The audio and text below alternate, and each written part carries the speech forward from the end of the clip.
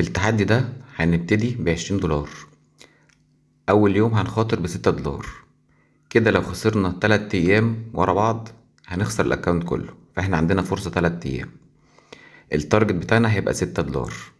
يعني كده أول يوم أو أول مرحلة هيكون معانا نسبة الخسارة للربح 1 to 1.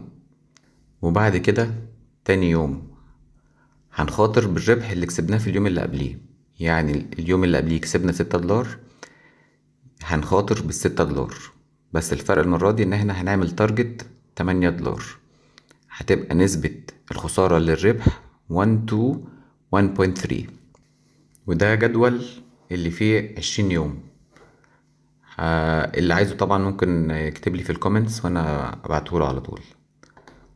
اول يوم هنسميه ليفل 1، مكتوب فيه ان 20 دولار ده البالانس بتاعنا.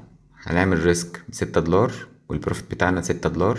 لو عدينا المرحلة دي هيبقى معانا 26 دولار. المرحلة اللي بعدها الرصيد بتاعنا 26 دولار، الريسك بتاعنا هيبقى 6 دولار، البروفيت تارجت بتاعنا هيبقى 8 دولار.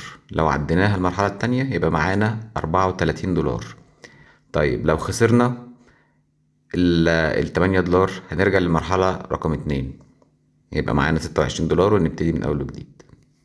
الفكرة كلها إن كل يوم نخلصه يبقى عندنا مرحلة، ولو خسرنا فيه نرجع للمرحلة اللي قبلها، يعني يوم واحد قبلها.